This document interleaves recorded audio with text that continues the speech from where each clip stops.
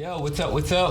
You're checking out That's 86'd podcast. I'm Bryant, also known as BryGuy, and I got my guy here to the right of me. His name is Theo. Hola. Content killer, 76'd supporter. Tobias Harris is in the building. I didn't know where to go with that one, you know. I was gonna say Tobias Harris supporter, but I don't know how you feel about that. But what's up, man? How you feeling? He get his 18. He get his 18. Sometimes he get his 13. Sometimes he gets his 22. You know what I'm saying? But he get his 18. Generally, that's how I feel.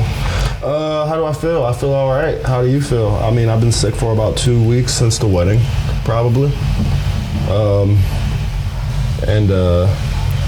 just been kind of hanging out and just trying things and running around, running amok. I quit my job.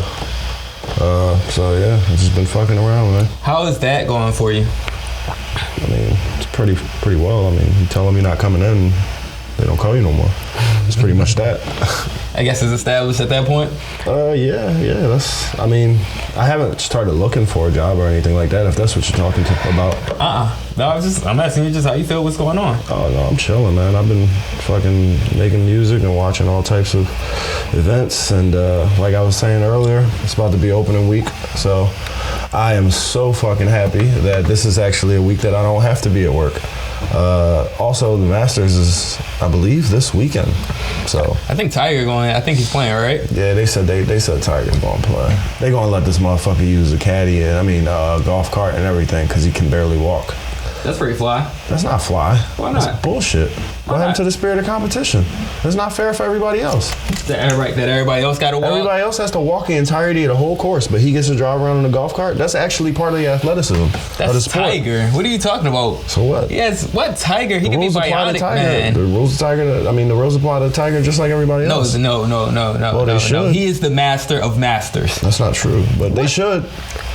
They should, though. He got so many green jackets that he can make a field. Yeah, what are you talking about, right? Who has more than him? Jack Nicklaus. Oh man, he's the actor? No, yo, that was in that one movie. Don't Jack even Nicholson. do that. Don't do that. What movie was that? Anyway.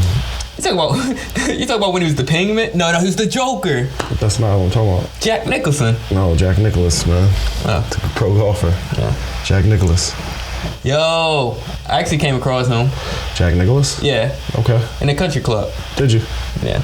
You met him? I didn't know who he was. Of course. You clearly still don't. I mean, shit. Years later, all these years later, you still don't know who the fuck he is. It's cool. What the fuck he ever do? You weren't in that movie. The fuck he ever do for you anyway? I thought you were older than that. Like, nah, you're not no goddamn Jack Nicholson. Do the voice. Do the smile. Oh man, I'm rolling. Congrats to you, Jack Nicholson. Hey man. Hey, right. See, come on, you know. Anyway, Jack Nicholson is playing in the Masters this year. You can't tell the difference either. No, I don't even know what to say, bro. All right, so anyway, I'm looking forward to the Masters. I'll be able to watch every moment of it. I'll be able to watch each round of it because I won't have to go to work, and I'm very happy. I wasn't looking for anything particularly, but I was hoping to get myself a nice little cushy desk job. And so I'm still pretty much kind of hoping for that, but I'm not really working toward it at all. So I mean, who's working towards work? It's really just a hope at this point. You know? Yeah, I was talking to my cousin, and he was just telling me he was just like, yeah, man, it feel good, don't it? He was like, it feels nice not to have nobody breathing down your neck, nowhere to be and shit, so on and so forth. He was like, shit, you got enough money to pay your bills? I was like, hell yeah. He was like, you got enough money to eat? I was like, hell yeah. He was like, shit, you ain't got nothing to worry about then.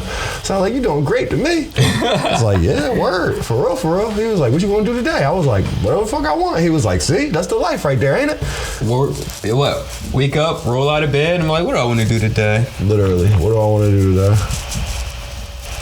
And so yeah, man, I just been fucking running around doing whatever. I went to the homie crib.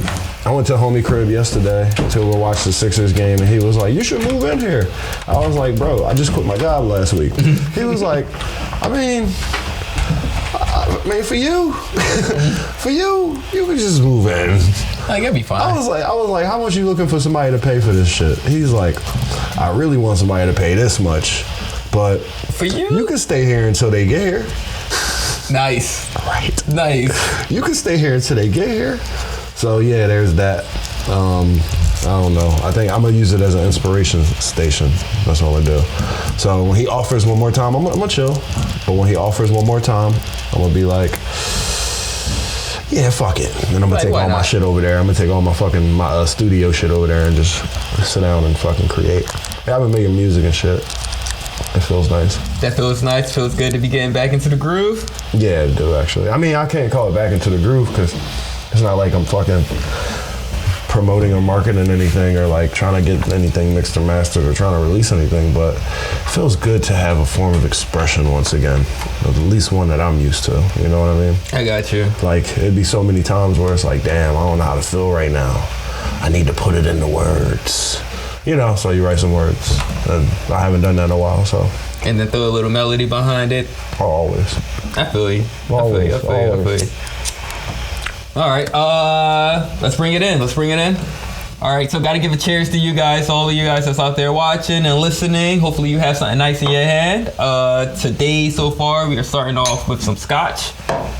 Hopefully you guys are drinking some scotch or whatever you drink, whatever you like. Don't matter. No, that's better. It does not matter at all. I don't care if you out here slugging back fucking green tea shots, 2 at a time. I want to be at that party with you. Because clearly you know how to party. Right. This is a judgment-free zone. On your premix tip, it's like, you know, I like green tea shots, but I don't be wanting to make one every time I gotta drink one. So I made a bottle. Of green tea shot. And now I'm sipping a bottle of green tea shot on the rocks. That's so easier, you know? Forget all the shaking, forget all that. Just pour a drink, you know? Yep. I'm with that. I love that. It's like, ooh, what's that cocktail you sipping on? Look kind of like piss. Oh, this just my green tea shot martini. This is my green tea martini. That's how you do it. I mean, that's how you do it, you know? I mean, if you really don't want it to look like piss that much, you can just throw some bitters in that, change up the color. You know? It look like bloody piss. Like, exactly, you know? Piss with a little bit of blood. Or blood infused piss. Or it looks like you're drinking that malt liquor piss. You know what I'm saying? Exactly. That oily piss. Yeah, that's where you get the kidney stones from. That's where you got your kidney stones. That's why you pissing blood. It all wrapped around. It all wrapped around. But they do pass by though. Yeah, kidney stones. I mean, they pass through. Yeah, that's by. That's by? Through and by. Come on, we're not gonna do this. We're gonna do this already? I mean, when I'm driving, I don't know what the word by means anymore, so I'm not even gonna argue with you about that. When I'm driving by, what am I doing? You're driving past. Which is also not the same as driving through. It is. No, it isn't. Driving through and driving past. You know, driving by. They're all the same thing. If I say I'm driving by, I'm about to do a drive-by, you know what the fuck I'm talking about, right? Yes, let me stay on this side. You staying in the house, right? No. Oh, you gonna leave and go across town? Yeah. All right, if cool. I'm in the house where if you're in the house where I'm driving by, right? You know we're there. So if I say I'm about to do a drive-by, right? If I'm about to do a drive-by, you know what that means, right? But if I'm driving by. Now, if I say I'm about to do a drive-through, I'm like, what? Could you bring me back at yes, number 5? You're gonna say number 5, large. You know, with the ice. Yeah, the Coke. No Coke with no ice. Exactly. So I feel you. You see the difference? It's not the same. But I mean, I seen a drive-through spell theirs THRU. They all do. I wonder why. Because it's just like cutting off the E from value, or I'm serious. Like it's just marketing.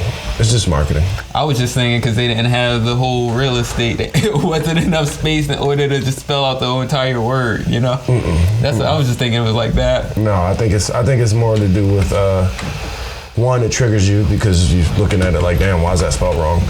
Then 2, it also just looks more like drive-through. I wonder who did that first. Patented drive-through. You think McDonald's did that first? McDonald's did everything first. They invented it. They did. No, not that they did it, because maybe, who knows, Roy Rogers could have did that shit, or Red Robin or somebody like that, or fucking whoever, Steak and Shake, or In-N-Out, or whoever could have did it first.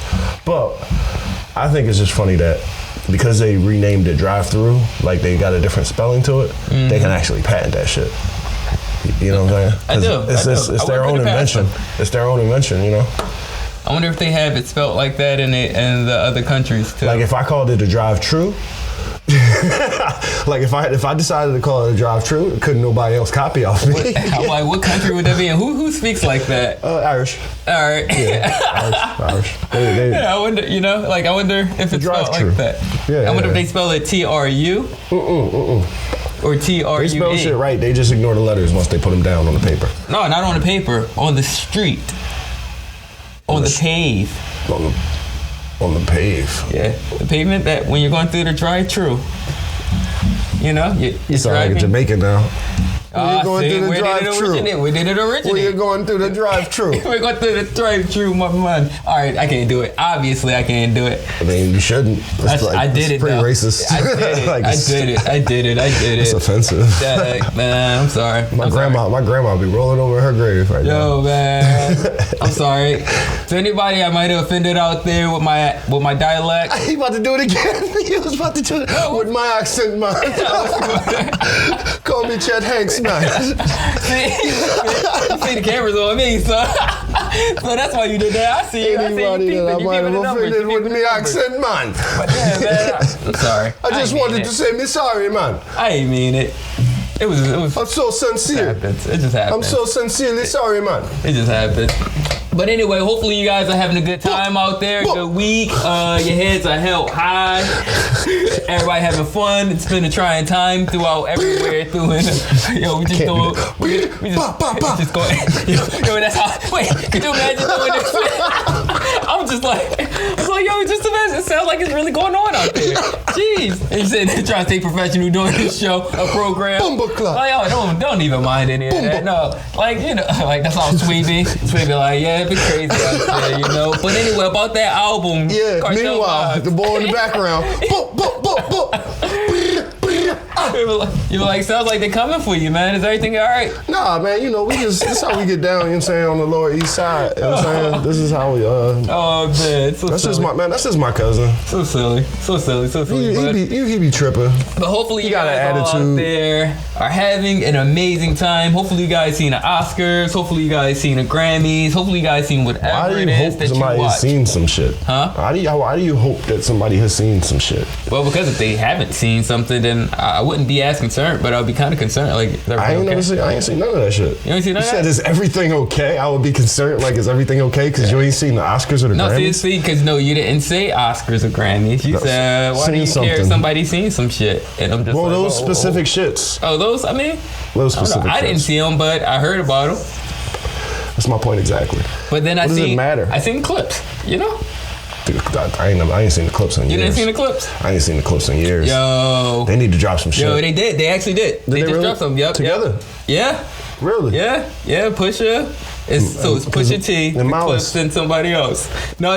See, I think it's for marketing purposes. Oh, okay. The new generation don't know the clips. Right. But they know Pusha. See, that's crazy. So Malice was a Christian rapper. No Malice. No Malice now. Yeah. No, he went back. Yeah. He went back to Malice. He went back to the coke. He went back to the keys. He went back. Yeah, I mean, but the game was like, don't leave me. The game was like, don't leave me. Can't leave rap alone. The game needs me. No, man, the game was out there getting walked by unseen by Jimmy IV at the Lakers game. I mean, there's a lot of tall niggas at the Lakers game, Yo, and that's the whole thing. Like, honestly, I wouldn't be looking for him at the Lakers game. I would literally just expect him to be, like, on the bench or something. Like, I'm shooting him Bell. I'm shooting Jimmy Bell. He ain't see him. No, he ain't see him, bro. He ain't see him. Dog, it's some bad tall niggas at the Lakers game. How you just gonna expect me to know who you are? They walk right by each other. Yeah, that's cool. He's in his own. It's not like they ain't meet. Yeah. So, I mean, I'm just saying, it's not like they haven't met in life. So, it's like, dude. He signed them. That's what I'm saying. It's like they clearly have met. We had business. We did business. Our business was over.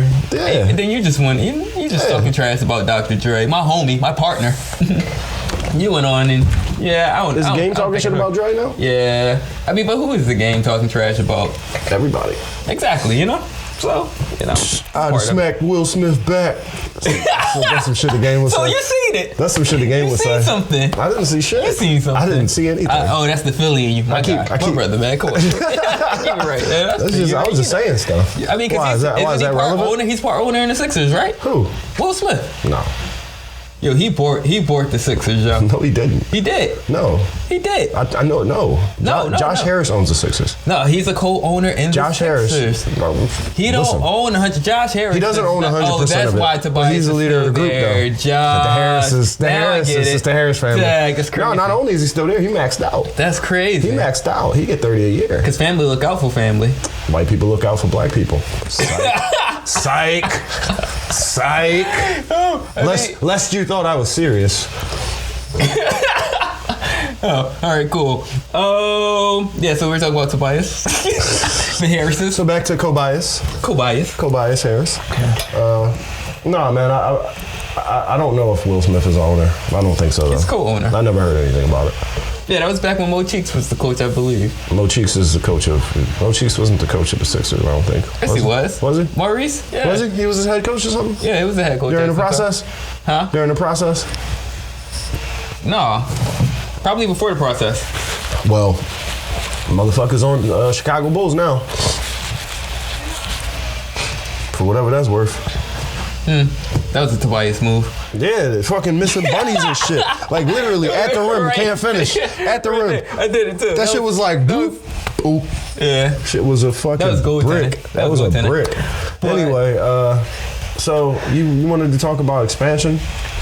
Whoa. I'm gonna talk about expanding conversations to how my week went. You never ask about my week. We've been through this multiple times. I don't ask man. about your week. Here we go. I don't ask about your week. You don't ask about my week, and that's why I'm gonna tell you guys how my week went.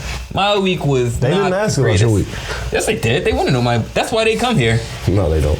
Yes, it is. It's literally why they come here, and they recognize in the comments. They're like, "Yo, Theo never ask about your week," and then when you start talking about it, he cut it straight off. Like, "Yo, he don't give a fuck about you," and I'm like, "Dad, read the comments. Read the comments and get to you." I don't trust niggas who tell you how your friends feel about you. I don't trust niggas who tell. I don't trust people who don't know you who tell you how your friends feel. Like about on the you. outside looking in, that's how you feel. Now that you mention it, all right, cool. You know, stand my ground. You're right. Stand up for myself. Tell them about my week. Like, damn, I appreciate y'all. Damn, their relationship sucks. That's the entirety of their relationship. Fuck, man. No, I would hate if my good friend never asked me about my week. No, my week has been pretty interesting, right? All right. So, I don't know. Well, we weren't here last week, so we didn't get to tell them about the wedding. So, fantastic wedding we attended. Our good friend Mark and Jackie. Congratulations. Shout out Mr. Jackie Latronica. They had they had a fabulous wedding. That shit made me crack the fuck up inside. I don't know about you. I showed up right on time. Nah, you showed up late. He showed up late. I showed up on time. No, you showed up as the bride was walking down the stairs and shit. No, I seen everybody. I seen all the groomsmen walk first. I was on the outside of the door. I seen him when I was outside. I seen him. I seen everybody walk down the aisle. Yeah. And then they gave me time to sneak on in. And then catch the bride coming down. Hey, you know what I'm saying? I'm glad you made it, man. Right on time. I'm glad you made it, bro. Jeez, yeah, me too. But yeah, so that was pretty fantastic. Got to see a lot of old friends, and new friends. Yeah. I got a picture of you pissing. Got a picture of me? I mean, that comes way later in the night. Come on, man. Slow roll the story, yo. I don't remember any of it. You don't remember the story? I don't remember any. What's the story?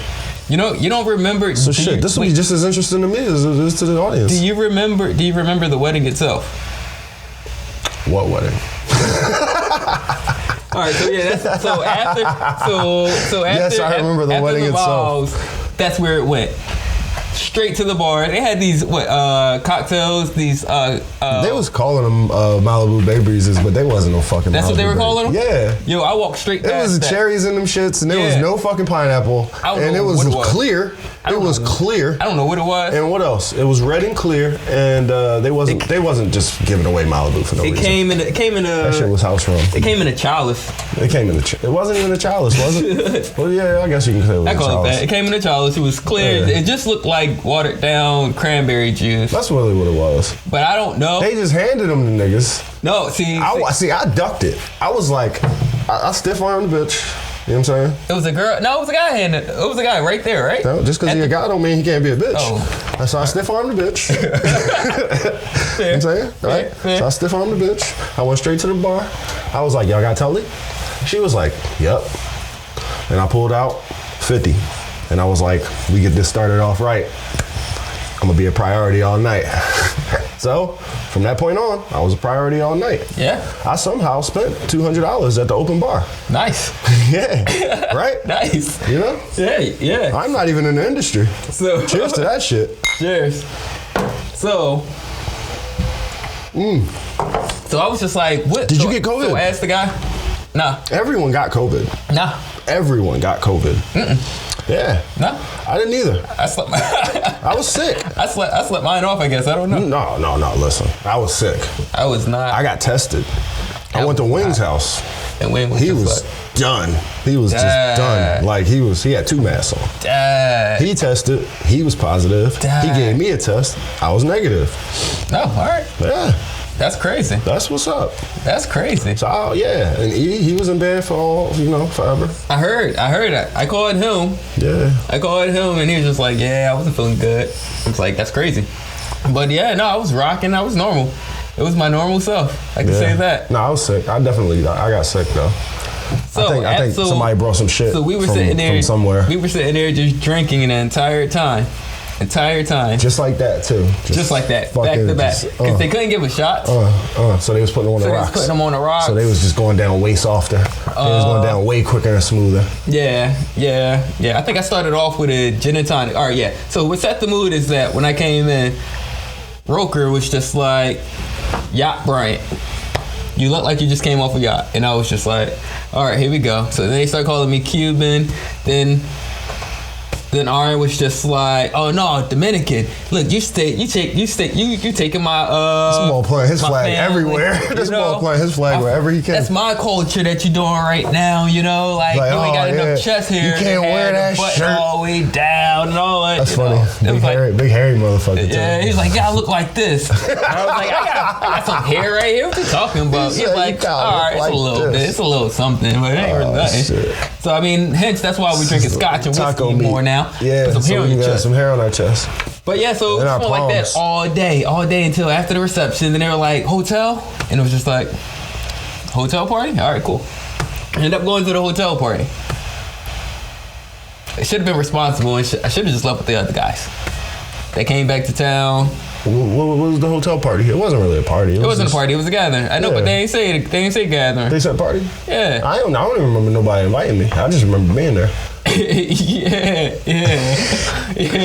Like, see, how we getting there? I was like, I drove, I was like, so, then we were just like, yo, how do we get there? So then I had to call our other friend. It was across the parking lot, wasn't it? To the hotel? I guess so. Something like that. It was like literally out of the parking lot and then into the other parking lot. It was it seemed way longer, man. No, because you had to drive out of the one and then drive all the way around to get to the other thing. That GPS had me. But no, because I could have swore they like half of them walked or some shit. Like that's crazy. Yeah, I could have swore somebody walked. I would have definitely did that if I know. No, I wouldn't have. No, you wouldn't have walked. I wouldn't have walked. But anyway, yeah. So that turned into a long night where I ended up crashing over this guy's crib. But before that, I obviously had to go to the bathroom. And somehow he was able to get a flick of me going to the bathroom, which is weird, Because it was the side of the road. But I'm like, that's my... Because it was the side of the fucking highway. That's why it was funny. In the bathroom. I'm like, why was that my back? I was like, yep, that's my blazer. Yep, that's my scent. That's definitely me. But yeah, you're right. They don't care about the wedding. Nah, they don't. Care about the wedding.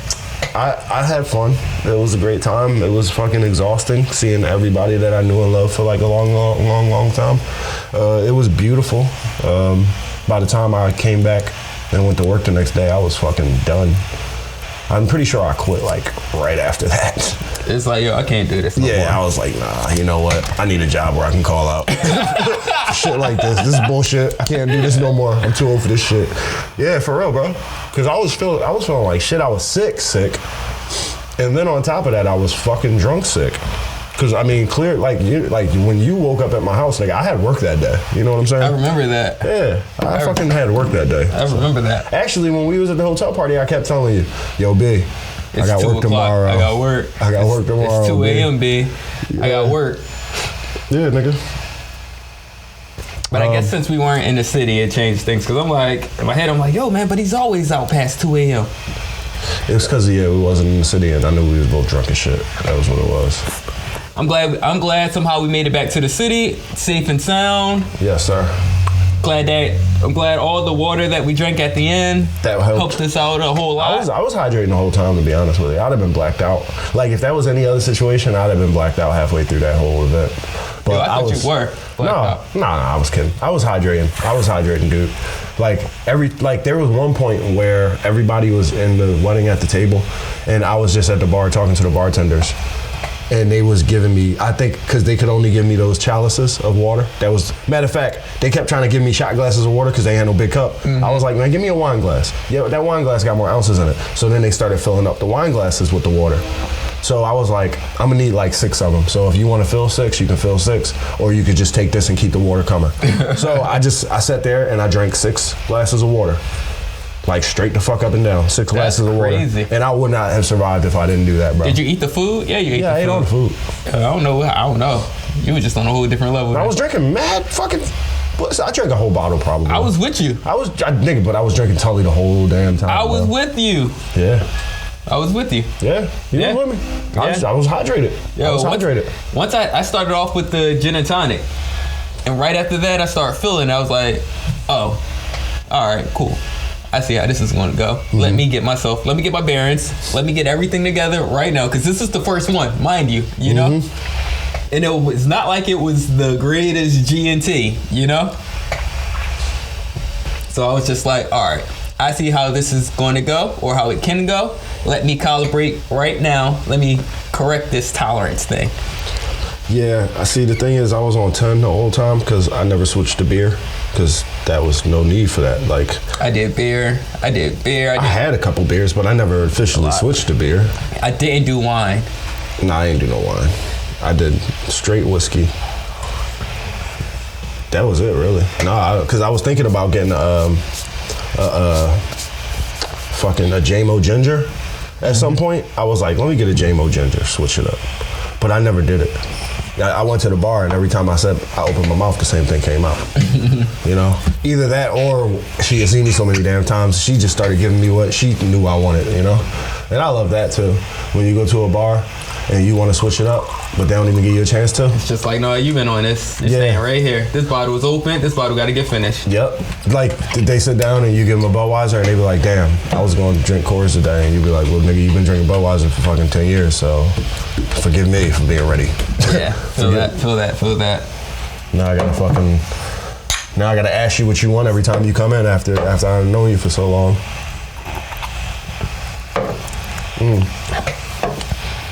Anyway, though. All right, so something I was mulling over. Well, first of all, yo, man, I was going through it. So after that, so the aftermath of the wedding is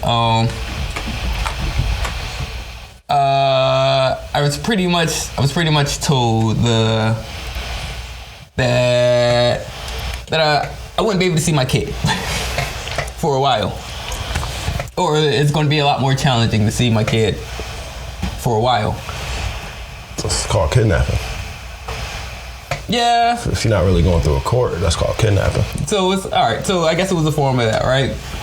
And then I didn't even know what to say. I didn't say anything at all. Just like, you know what, I'm over it. Whatever, you know?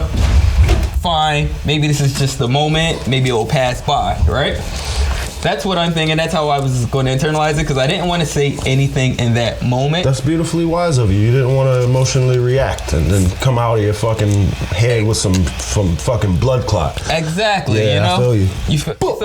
So I just ate that. You know? Yeah, And I just ate it, pondered. And I just sat there and I was thinking, I'm just like, drink a bottle. What? You know? This motherfucker crazy. I didn't even have I didn't have anything. No, I did have a bottle. You had a bottle? I had a bottle of wine, but I did not drink it. But I did not drink it. But I didn't drink it. But I did not drink it. I had a bottle of wine, but I did not drink it. Yeah, I was just like, oh snap. Can we make drops? Can we learn how to make drops? What, like lemon drops? No. I know how to make a lemon drop. No, nigga, like radio drops. You got a radio background, so I know I'm working on that. Yeah. Yeah, can we make drops? I want that to be a drop. I got that. I had a bottle, but I did not drink it. I want that to be a drop. All right. I'll cook that up. I'll get that going. I'll get that going. Yeah. I don't know how far we is, but. But yeah, so I just let that sit, you know. And I don't know, man. Going back to work was totally different. It was no way to. There was no way to hide how you felt. It was no. It wasn't any way to sit there and be present there. Right. I could not be. I was just a shell. Right. That's how I've been for the last 2.5 weeks. What? I got to the point, and I'm sorry. I want to tell my story after you're done. Pardon the interruption. No, don't pardon me. Fuck that. I don't need no pardon.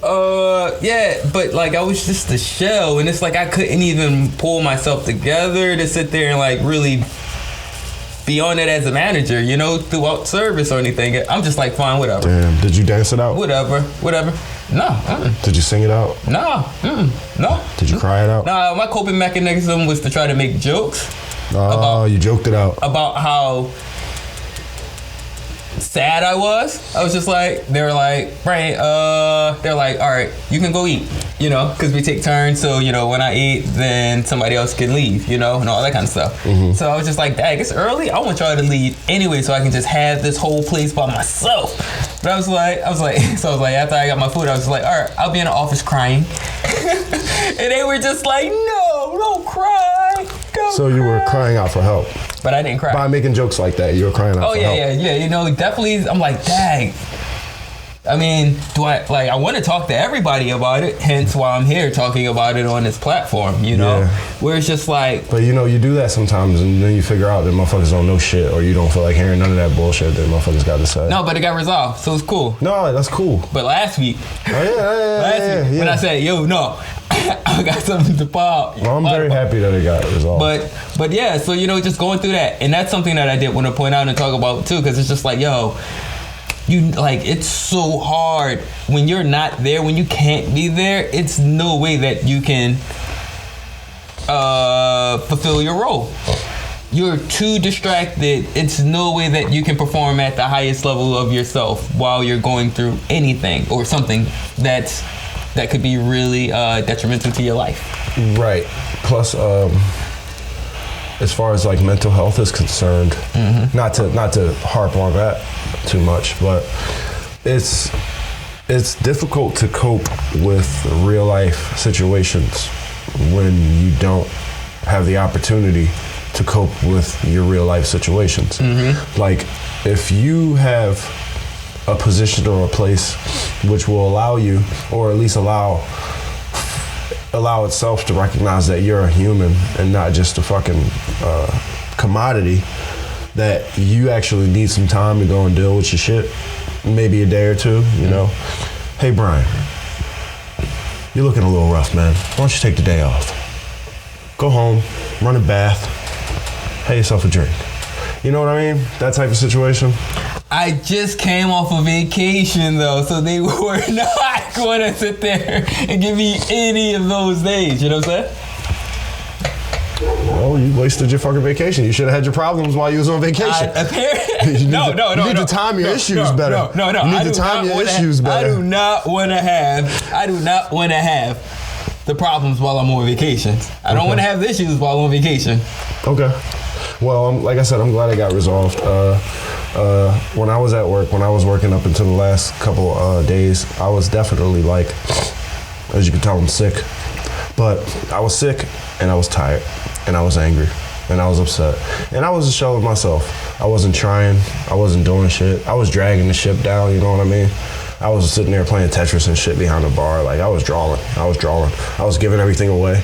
I was taking shots with everybody on the staff. It's like seriously like 6:30. I'm like, hey, you want a shot? Staff meeting. Right. That's what it's called, staff meeting. Yeah, but I'm doing it 6 or 7 times with everyone. I mean, yeah, you have to meet with everyone to make sure we're all on the same page. I understand that, but listen, everybody can't. Everybody can't be like me. So basically, I got to the point where I realized that my performance was degenerating very, very, very noticeably. So I was like, yeah, I gotta go. I'm gonna have to get the fuck out of here. 2 weeks? Nah, no 2 weeks. I'm going today. I'm done today. Like, that's it. Hey, y'all, I'm not coming in tonight. Nah, never again. Nope. Nah, bye. God bless you. Yeah. And that's so hard. That's so hard for being on the other side of that conversation. It's just like, what? Gotta fill these holes in right now. You think I give a fuck? But I know you don't. That's not my concern. I know you don't. I don't get paid to do that shit. You get paid to do that shit. And here's the thing. That's what you get paid to do.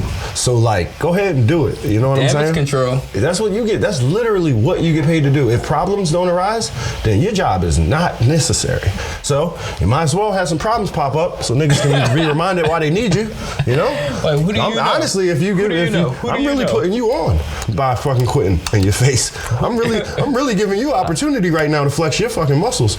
All right. It's like, all right, shit, let me get to work. Show these niggas why I'm here. You know what I'm saying? It's like, yo, you feel like working tomorrow? You feel like working today? Like right now? Cool. Yeah, but anyway, with that said, I don't know. I was thinking I might want to be like a secret agent, or like maybe an astronaut. Just like join the Navy SEALs, perhaps special forces. You know what I'm saying? I feel you. Yeah. I feel you. What is that? That's in my president. Nah, that's in my presidential. That's in my presidential. Wait, look at you. They get respect. You gotta respect our OOTCs. Don't do that. Hey. Like you just like put some respect. I thought you was trying to play me, bro. You know, like you said reserves, and that's I thought you was trying to play me though. The R it stand for. No, I ain't say no reserve, bro. I said special forces. Oh, I heard reserve. My fault, you heard what you heard though, man. Anyway, fucking damn. Made me forget the rest of my damn dream jobs. We spoke about dream jobs last time. Hold on. You got more dream jobs? Deep sea diver. Yo, that's actually fun. Yo, if you do that. I've done it. Oh, man, you got to do it. All right, you love it. I mean, how deep is deep, though? How deep is deep? Well, how deep you went? First of all, yo, I go real deep. Pause. How deep did you go, though? How deep did I went? If you guys don't know, he's a scuba instructor. I'm not an instructor. I don't know. It's an exhibitionist. I just like to explore. You like to have sex in public? I have my...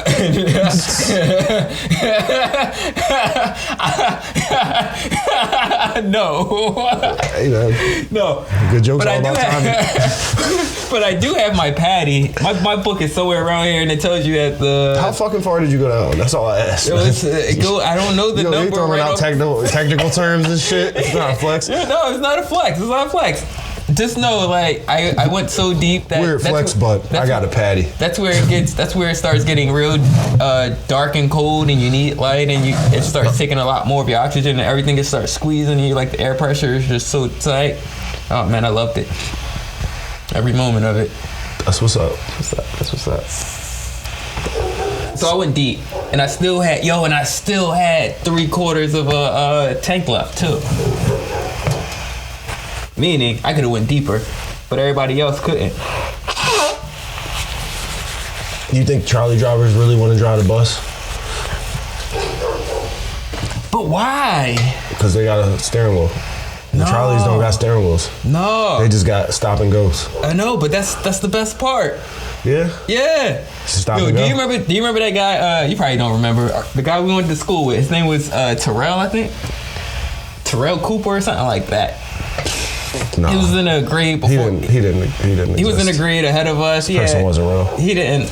No, you would know. You would. I think he used to hang out with Sean and all of them. Was he dark skinned? Yeah. Sean? No, I'm thinking about Sean. No. Anyway, my fault. Anyway, when I first moved around here, we were on the same. We're travel buddies.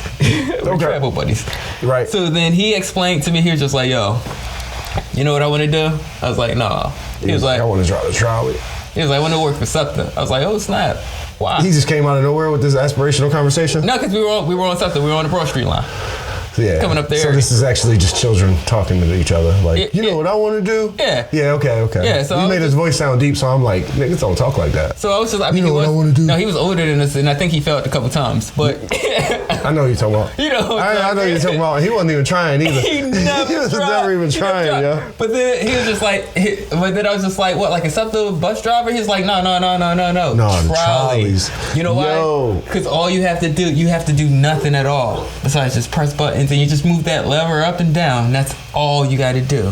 And that's when you told him, damn, man, you dream big. No. Like, I looked at him and was just like, I see the world in you, dog. You see the world in yourself. No, I just said, I didn't even know it operated like that.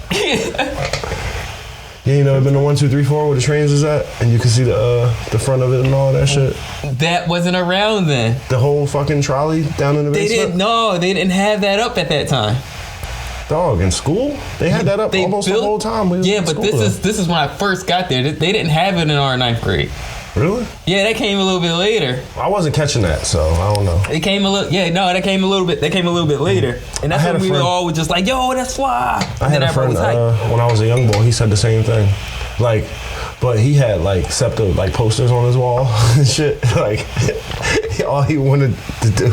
He knew about that pension. I feel it. All he wanted to do was be a SEPTA driver. I bro. can retire. And the funny thing was, like, his parents used to get him like little trains and shit, like for Christmas and for his birthday. He probably became an engineer for SEPTA, yo, man. No, he became a trolley driver like he wanted to.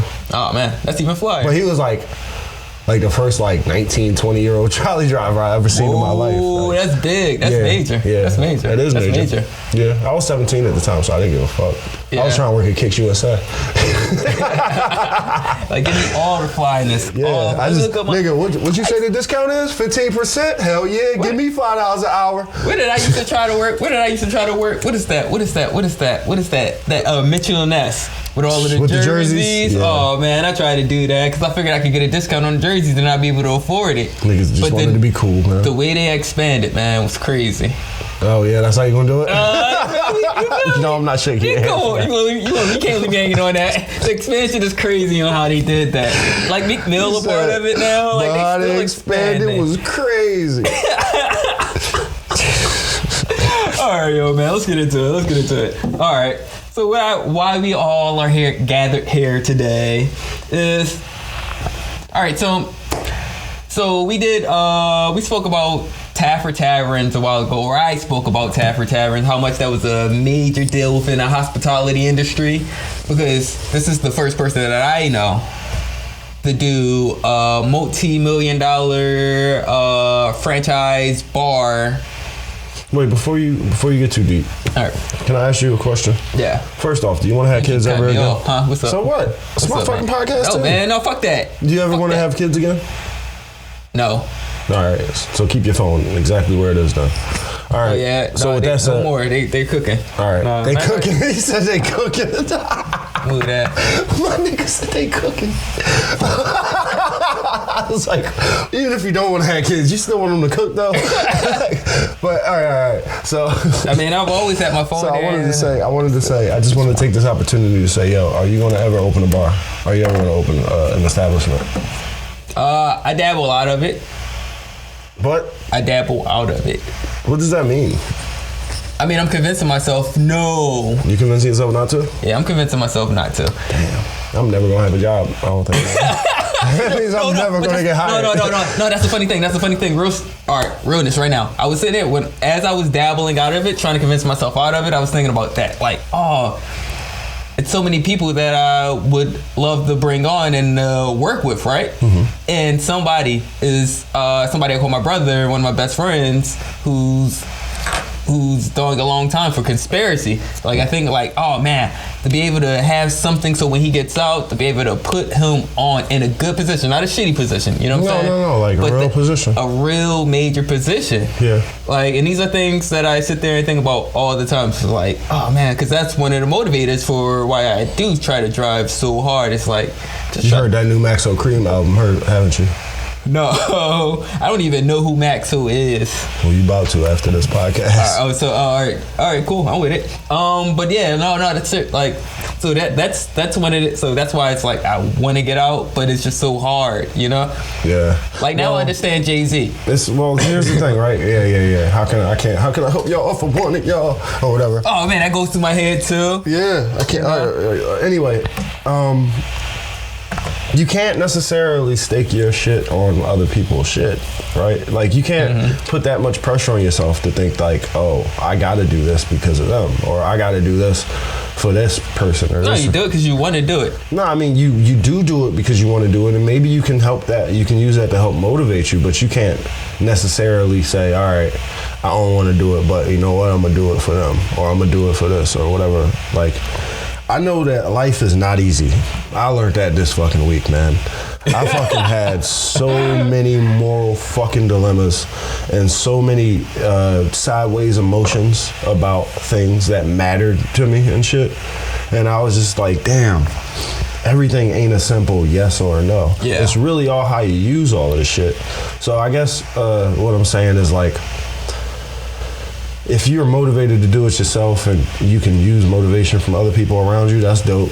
But if that motivation becomes pressure and you stop thinking about yourself, then that's also a little fucking, that could be detrimental. Well, you know they say I'm a narcissist, so you know they think that I'm always thinking about myself. Well, here's the thing though, even in thinking about other people, you can still be thinking about yourself. Not to say that that's who you are, just to say like, even putting everybody on this is a form of narcissism, because you want to be the one to do it, right? No, I don't care who does it. Me either. I just want somebody to fucking hurry up and do it. I just want somebody to hurry up and do it. Clock's ticking, motherfuckers. Cool, time is ticking. You know, clock is ticking. I get the vibe. I need y'all niggas to make $1 million real. Matter of fact, I need y'all to make like 50, 60, 70 million. Oh, I'm glad you said that, right?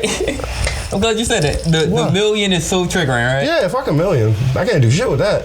Yo, I mean, if you make $1 million, you can do something. No, but listen, $1 million. I can do something with $1 million. But if you make $1 million, my guy, my best friend, my love, right, my beloved, if you get $1 million, you know how much I'm gonna see off of that? So no, I need you to get like 100 million. I need you to get like 100 million, and then I can know I'm gonna see about $1 million. You get what I'm saying? I hear you. So check this, right? Because you said $1 million. So when I was doing my deep dive on the Taffer Taverns, right? If you got $1 million, I'm not seeing none of that shit. this franchise, right? Yeah, I mean, well, first I thought it was really. I wanted to see the reviews on it. Mm-hmm. Of course, they're good. They're outstanding. It's good, but this is one. Are they good or are they outstanding? I mean, a 4.6 out of 5. That's good. You know, first year. That's very good. First year. I mean, that's very good. It's not just one review, you know. No. That's the average. Right? My goodness. No, that's very good. It's crazy. It's not outstanding though. But it's not outstanding. But it's very good though. Yo, man, it came out swinging hard, yo, man. So that was like, wait, where's the location? Because you know, I'm always trying to look like, nah. No, remember, all right. So you know that pub around my way? Yeah, 5.0. 5.0. I see why though. I would go there. Right? I would go there a lot. All reviews was like, yeah, I had my friends who was out of town and we went in and that she was on top of our drinks and orders and da-da-da-da-da. We gotta go back there. No, it was another girl there too last time I went, bro. Last time you went? Yeah. You went again? Yeah. Took my girl there. Oh, all right, yo, man. So like I was saying, right, clicked on it. So I went to the website, right? Well, looked at all the locations. So the one that's open was the flagship, the one in what is it? Alpharetta, Georgia. Alpharetta, Georgia. Mm-hmm. Bam, cool. 36 other locations opening. One this year? This year? Within the next 2 years. Wow. Yeah. That's dangerous. Damn, I mean, fuck, what can I say? Yo, so Starbucks model. So I'm sitting there just like, wow. Starbucks model. So I'm just like, all right, cool. So but on the landing page, on the main page of the website, it says pretty much become franchise. Become a franchise. Click that, then that takes you to the franchising company, right? Yeah. That facilitates everything. In that application, what does it say? What? You have to have a minimum of $1 million in liquid capital. Yeah, clearly. To invest Clearly. But then they have packages too. I'm sure they have packages. So then they got the like $5 million to whatever, and then it's another one that's like infinity. Yeah. You know? So it's a business besides the business. I think that's crazy. I mean, in a good way. Yeah, I mean. But it's like, you know, no, because like the business model is being sold as well. Mm-hmm. Right? Mm-hmm. So we're selling you we're packaging this bitch up and we're selling it to you. Right? Or rescue. Okay. Yeah. So we're packaging it, we're selling it to you. That's cool. But $1 million in liquid assets, I imagine that's on top of how much it costs to actually get the franchise itself. I don't think the franchise itself costs $1 million because you have to already have the property, you already have to have a bunch of other things, right? On top of that. So they need you to have $1 million after. They don't have the fine print on, because this is still just the application. They're just I'm not imagining they would have a fine print because you ain't, nigga, once you apply, you send an email, somebody's gonna reply to that email. Mm-hmm. That's $1 million email. Yeah. So they ain't gonna put all the information right there. Mm-hmm. They just gonna be waiting in the wings.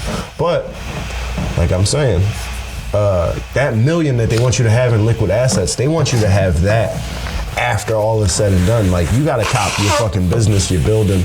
You gotta get all your licenses. You gotta fucking be ready to operate and open. And then they still want you to have $1 million after that. Yeah. Just in case. Liquid capital. Right. They want you to have that because they know that you can't survive broke. You have to be ready. Yeah. Yeah. So and they don't want to watch their shit fail because their name's on it. Yeah, because their name's. Yeah, before any of that, as I'm going through, like, because of course I looked at the menu. The menu, of course, it has its classic cocktails, you know, or no, handcrafted cocktails, which are just riffs on classics. Cocktails. Yep, and then it has cocktails are cocktails. Then it has as seen on TV.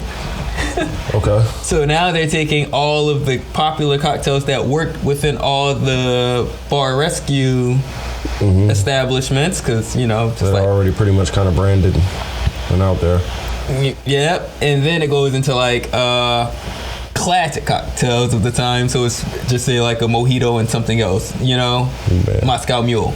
Right. Only 2 of those, and then it has dessert cocktails, right? Okay. And I thought, well, wow. Wow. That's interesting, but the most important part was just like that intellectual property of the cocktails from the bar rescue. Like, cause now I can pull from any of these concepts that I did consulting for on the television show. But what was fly within that is that on the menu it does say it's from this place. So the bar, like the city or the state, and the bar name. Yeah, but that don't even. That's just a story. Yeah. Like that don't even. It's not like bigging up the place. Like, ooh. It's like you can. Next time I'm in Kentucky. Yeah. Ooh. Yeah. If I'm not in Kentucky, I can go to wherever and get that now. Get it right here. Just, I'm having it here. Yes. But yeah. I mean, cool. That's a hell of an expansion. That is. So then that had me thinking even more, you know, just like what about all the other places, you know, that's been expanding? Well, first the $1 million thing caught me just because it's like, well, I mean, duh, you need that in Pennsylvania to pretty much open a place right off the bat. You know, you need $1 million. Yeah, but that's not enough. And it's not enough. It's not enough. Like, you got liquor license, you got property, you got all types of overhead, you gotta get a staff, you gotta get all the fucking machinery and shit. Obviously, you probably gutting the place out and doing a whole bunch of fucking work on the inside of it to make it beautiful. Yeah, you gotta buy all the shit that you're gonna sell. Bar, you know, even then, you're still doing a restoration project because you're fucking rebranding it. Yeah. You're not just taking over somebody's old pub. No, renovating it, updating it, all exactly. that. Yeah. So if you have $1 million, you probably need more in this city. Yeah. So that had me thinking. I was just like, well, you need $1 million in this city, right? So after you fill out the application and then they found out that it's PA, they're like, no, $1 million not enough. You're gonna have to have counter with however much, X, Y they believe you to have because of the laws within this. But outside of like places like this, like in like the Midwest somewhere, you act like that million can actually do you good. Yeah, sure. But then how? But if you're not in a major city, the chance of you having $1 million is the chances of you having 100,000 is pretty low. Not necessarily. What you talking about? You don't think so? No, I don't think so. I think a lot of people open bars with around like 25K in other markets. Here you can have 20. Here you can have 25K as long as you're collaborating with other people who are. I don't know, bro. Bringing more on. I think that's too. I think you're kind of being too general. Like you're generalizing. I don't know where you're getting these numbers from. I'm generalizing. I don't know what this represents. Like 25K. What do you mean? Did they like you're buying properties for 25K? Like what are you talking about? No. See, but that's when you say open a bar. You don't have to. See, what are you talking about? So you can sit there and you can ultimately like rent a place that already has a liquor license where you're renting that liquor license. Right. You can get you can put a down payment on the price. Time is doing that. You could do hold on that because I was going to get into them too. You can put a down payment you can put a down payment on the property and then just take it over and start operating out of it before it's paid off.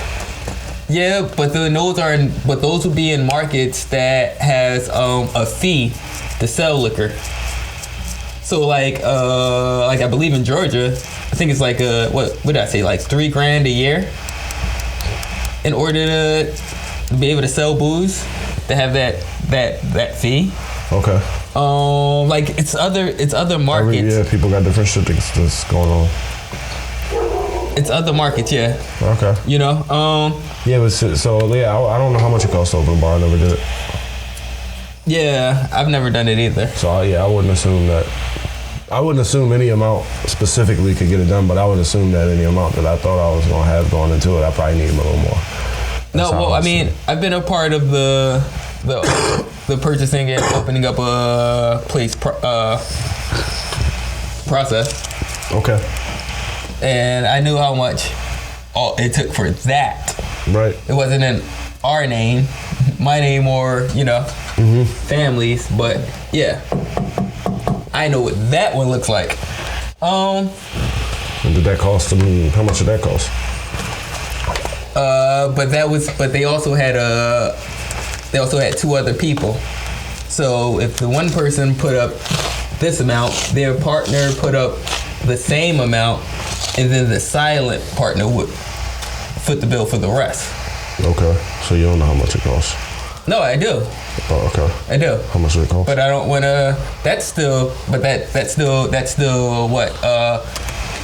About $100,000.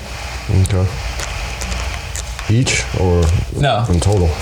No, in total to get one aspect of it. Okay. Because there's so many different loopholes and things that you could do.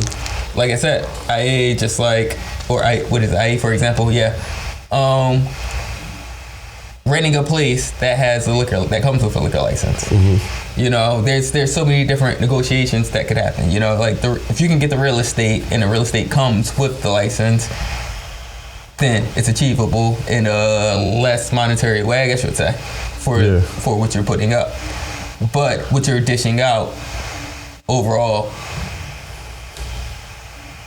it's a whole different game plan. If you had the money, would you rather try to open your own place with your own identity, or would you follow John Taffer's proven formula and cop one of his franchises? I wouldn't do that. Me personally, I wouldn't do that. But I can see the value within that, which is why there's probably almost going to be one in every state. I don't know. They're at 36 already, so whatever. Yeah. But yeah. I don't know. But even still, going off of that, I had to sit there and start thinking about all the other places that expanded the one concept, not multiple different concepts under the same proprietorship or person, but the same concept. So when I say that, I mean like something that just recently happened as well is the Dead Rabbit. The Dead Rabbit is now, which is an Irish pub in I think Lower Manhattan, is now expanding the Dead Rabbit to where is it? Texas and somewhere else.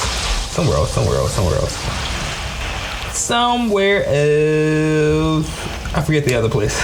But they're expanding it to 2 other markets, right? Yeah. But also within that, they're doing good. They're opening up a sister bar.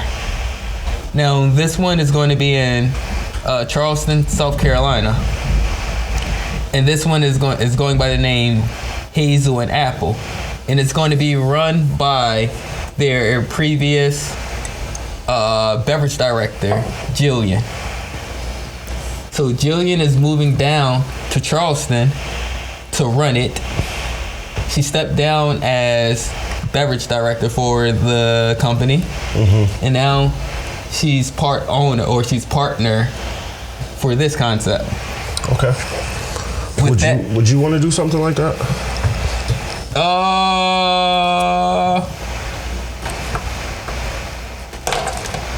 Maybe. I mean, maybe because I say that because this has been presented to me as well, where I get equity within a concept. You know, it's the sweat equity, I guess, what comes down to, and as it expands and grows and all that kind of stuff. Right. Whatever, you know. Yeah. But I still dabble within a maybe. I don't know. You know, right now it's a no. Because I still have, first and foremost, I have my child to sit there and try to get going. But once he's 18. I wouldn't say 18, but once he's old in a older state, I guess, you know, then maybe that's something I would. All right, cool. Could possibly like think about right in depth of what's actually being offered. But right now, I can't process it. I can't process it to make that decision. But all right, so she has now become a partner within the company. Okay. For this. Oh no, that's where the other one is. All right, so one is in Austin, Texas, I believe. Austin, Texas, and the other one is in New Orleans. Okay. Where they're taking the Dead Rabbit, the expansion. Okay.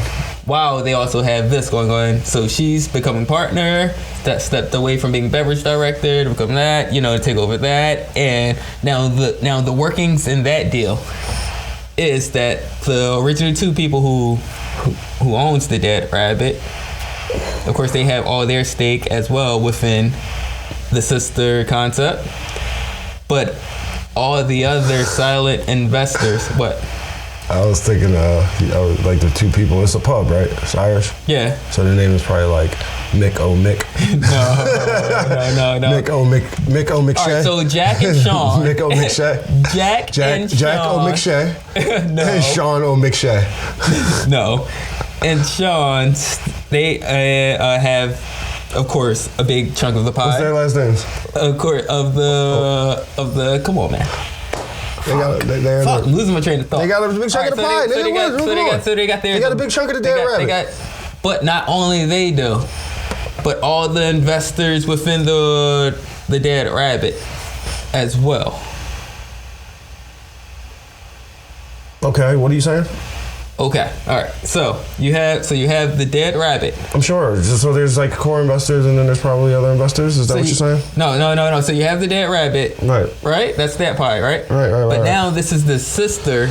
Right. This is the sister one, where now it's open to whoever's in it. So Jillian is now a partner. So she has stake in this. I guess this is the sweat equity, I would say. That of the pie to give her ownerships because she's going to be there running the business. You sound funny when you say Jillian. That's fine. Because it's like you don't pronounce the L, so it sounds like you're saying it like Jill. Million or billion. Jillian. All right. Like, not Jillian. Jillian. I'm trying to do numbers, and you're fucking with me right now. You can't do numbers. You're not a numbers guy. All I do is look at numbers now, so it fascinates me. Okay, we'll do some numbers then. So now she has. So this is a whole different concept, right? Yeah.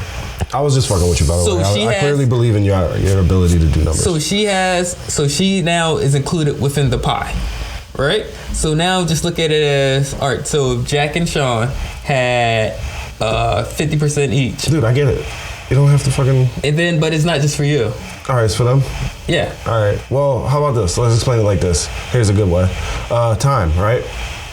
Now, there was Vintage. Vintage was owned by one person, two people, husband and wife, right? Then they expanded.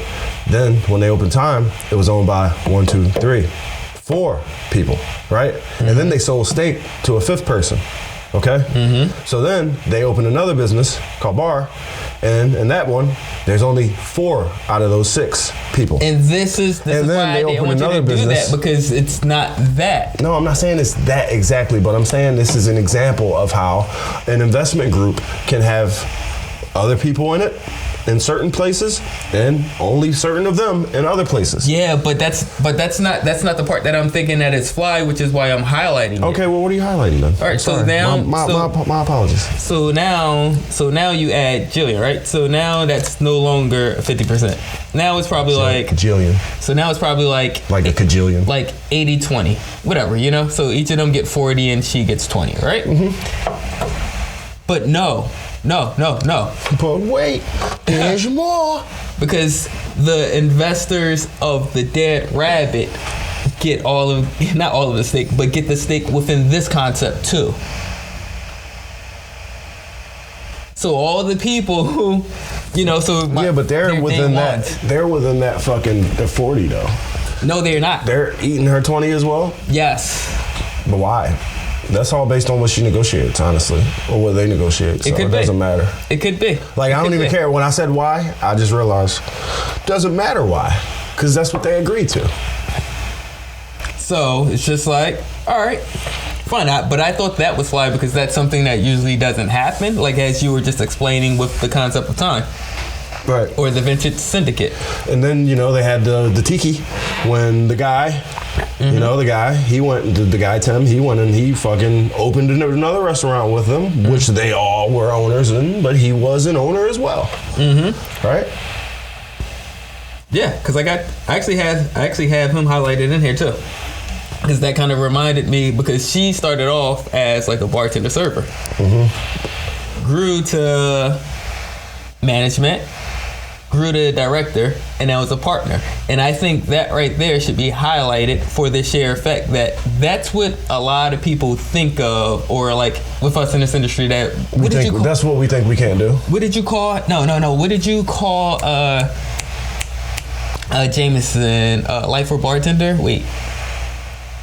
Bartenders that's in it. That career bartender. Career bartender. Yeah, that's not what I think of when I think of career bartender, though. You don't think that's what I think of. No, to me, that's what I think of is that I literally think, okay, that's a corporate ladder. That is climbing a corporate ladder just in a restaurant context. When I think of a career bartender, I think of my homie Cormick, who's like just turned 47 or 48, and he's been doing this shit since he was 20, 21, and he's pretty much been working in the same types of pubs, circulating that whole time.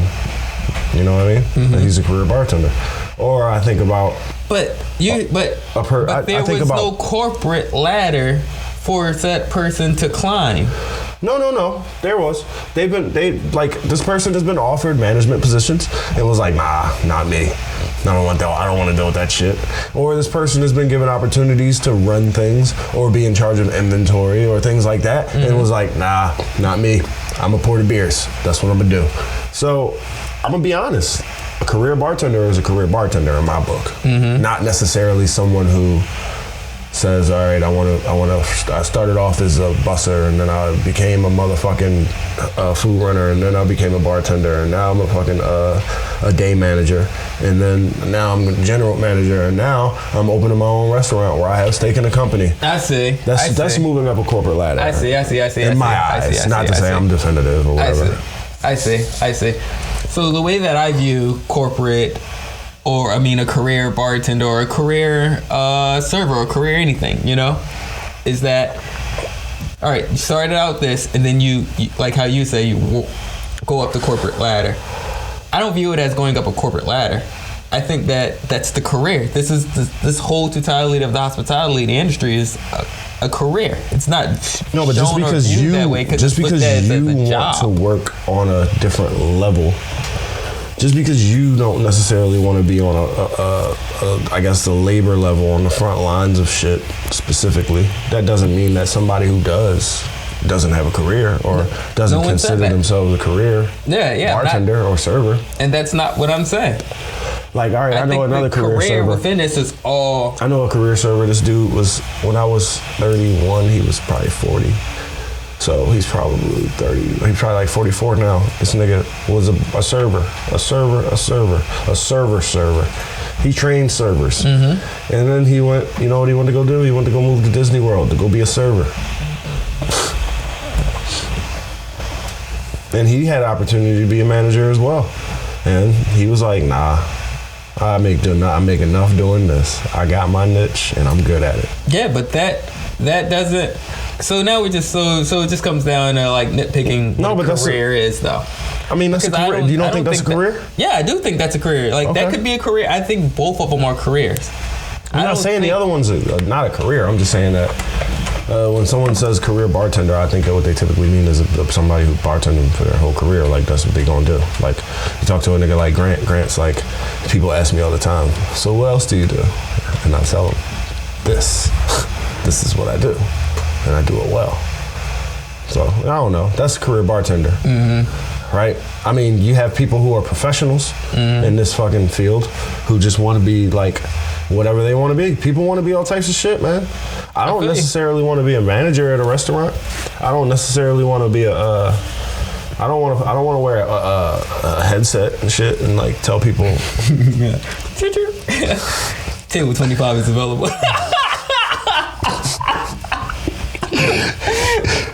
Right. But that's because of me though. That's because like I worked in a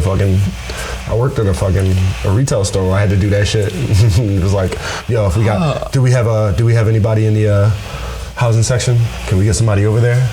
We've got a customer who looks confused. Like, what the fuck, man? Go help him then. You see him. You got eyes on him, nigga. Go get him.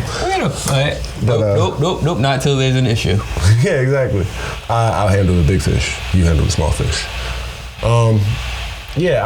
I think there's a lot of different people who want a lot of different things out of this shit. So yeah, I don't fault nobody for wanting to be bigger or grow or expand their reach. It's no faulting at all. I'm just telling. And I'm not faulting nobody on the other side of it. I'm just telling you what she did, which I thought was dope, and I thought was pretty similar, a little bit similar to what you want to do. No. Okay. To Tim. Oh, word. That's when you brought up Tim, I was just like Tim, because Tim started off there and now he's an ambassador for Jim Beam. Right. You know, like, but he did do the ownership aspect. Yeah. And then he got out of that and now he's doing this, you know? So I just think that that's why that opportunity even came and arose and then how that whole thing worked out to now within their newer concept, boom. In a fabulous place, you know? New Orleans, you know, to sit there and come with, I guess, that name of the Dead Rabbit behind it, you know, it's just like, oh, cool, you know? It's just to give you a shot. And I thought that was fly. Word. I thought that was fly about how they went about their expansion, because they're still expanding the original concept of the Dead Rabbit. And within that, they're also opening a whole another concept where it's giving someone that started there as whatever position now became a partner, to help this place blossom, and maybe they'll sit there and then develop and become a whole nother franchise or something. I don't know. I don't know. Yeah. But I think it's pretty fly. I think it's pretty dope. Yeah, I'm against it, to be honest with you. Why are you against it? Because I think it's taken away from like small businesses. Like that is a small business. No, I didn't know. Not when you got 36 of them. No, you're talking about the Taffer. No, you're talking about John Taffer. I'm not talking about John Taffer. Okay. I'm talking about Dead Rabbit right now. All right. Well, I mean, you got to be a Dead Rabbit before you can become a John Taffer, I believe. So, yeah. I don't know. Well, I mean, no, John Taffer came out the gates like that, though.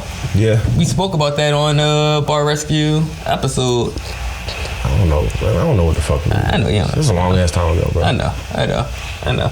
But yeah, when it was just like, a deal like this hasn't been done before, when it first happened. All right, well, my bad. I was mixing my pigeons. And what is it? And one nest? I don't know. I made that shit up. So yeah, I guess I don't have a problem with that then. I mean, shit, get a restaurant, get 2 restaurants. But then get 3 restaurants. I mean, but then I start thinking about all the other places that that expanded that one concept, that got highlighted. I'm pretty sure we highlighted them too. I mean, the sequel is never as good as the original, right? We can all agree to that. And that's what they say, but it's not always true. We found out that the third time a place didn't usually work depending on the market, and that's displaced employees only. Mm-hmm. The Miami one, I don't know if it really hit. But we all know the New York one hit. We know Singapore hit. LA is doing all right, I don't know if the Miami one really stuck because Miami was already it already got a lot going on, and it's a whole different culture. They got one in Singapore, though. They got a lot going on over there, too. It's a whole different culture over there as well. It is. But that's still one of the best bars within Asia. Within Asia? Asia is a big-ass place, right? I know, and they chart. Asia is a big-ass place, Since they opened, they charted, Also within Asia. All right. I'm just saying, who else? Def & Co. You don't care about this episode at all. But the expansion is there. I just think that, why you say that? Because I see it in your eyes and I see it in your demeanor. It's cool. So I just turn this camera and focus over in here. But no, another one is Def & Co. Yeah, right. Def & Co. Where did they open? They started out in New York as well, and a lot of these have started out in New York. I did realize that because I started thinking about, you see the camera just like I told you that's what I was going to do. Started out in New York, and I was like, is that a thing? Could a place, could writer's block rehab here in Pennsylvania sit there and end up expanding another writer's block into another market? I don't know. Don't really know, but it hasn't happened yet. So, because it's so hard, the market here is so hard for craft cocktails. It was a whole good thing when Franklin first came around, and then you had Apothecary and all these kind of places. It was but I don't think it ever really stuck to take it to another level here in this market of Philadelphia. But Def & Co. started with New York, then it expanded to LA and Denver, Something that one of the owners, Dave Kaplan, said at some seminar I was at was just if I thought or if I knew to have a board in the beginning, that would have made things so much easier.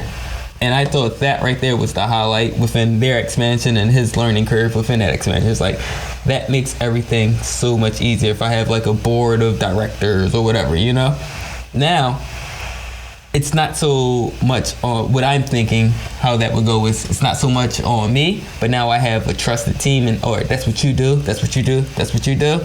All right, cool. And that helps things go more accordingly for operational wise. React, what's up? You don't have anything to say? No, I was just thinking about what life is. A series of moments. That's your definition of it? No, I'm just wondering where you're going with it. No, I was just thinking about it. I was thinking about Why the fuck am I here? Yeah. I be doing something else. No, not that. It's but why the fuck am I here? 4:30. I'm supposed to be at Manioc right now. Yeah, I'm supposed to be. I gotta hit this person up. I gotta hit this person up. Nah. Yeah, so clearly you don't give a fuck. All right. So No. Chill. So, I was really thinking about the fact that this whole, like, there was a time, I don't know how long ago, but there was a time when I did want to, I would look at that as like a supreme opportunity, you know? Like, oh shit, I want to be, like, even when I saw like what Tim had with those folks, I was like, damn, how can I get into that? How can I have that opportunity? You know? Like, I'm willing to work that hard. I'm willing to be that person. You know what I'm saying? If I have to. And then, I don't know how long went by, but then that didn't necessarily appeal to me anymore, right? And then I see it on this scale where it's like, but why didn't it nigga. appeal to you? Wait. And then I see it on this scale. All right, if you want to know why it didn't appeal to me, I want to know why. Because it didn't work for that guy. How do you know it didn't work for that guy? Because he ended up buying himself out. But that doesn't mean... All right, go ahead.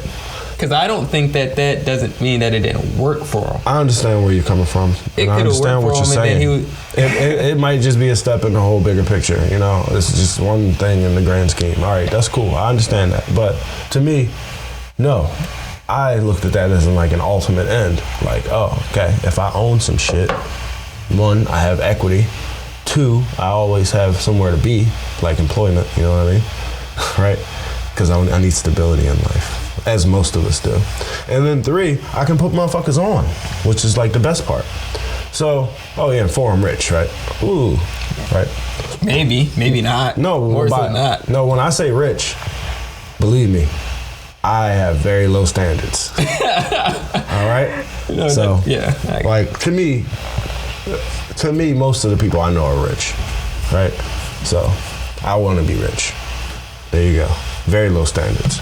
So, if I were fucking in a position where I could work for a corporate type of place, where, say, for instance, they were like, all right, shit, we just giving these bitches away. All you got to do is go over there and do that. Would I want to do it if it were that simple, if it were that easy, if the opportunity were available to me? I don't know. I'm not sure, honestly. Right? But there was a time, like I said, where I really, really would look forward to such a thing. Like where I was willing to work toward, not even to work for it, not even to work at it, to work toward it, right? There was a time when I was willing to work toward it. But now, I think about it, and I think about it in the ideal context, and I go,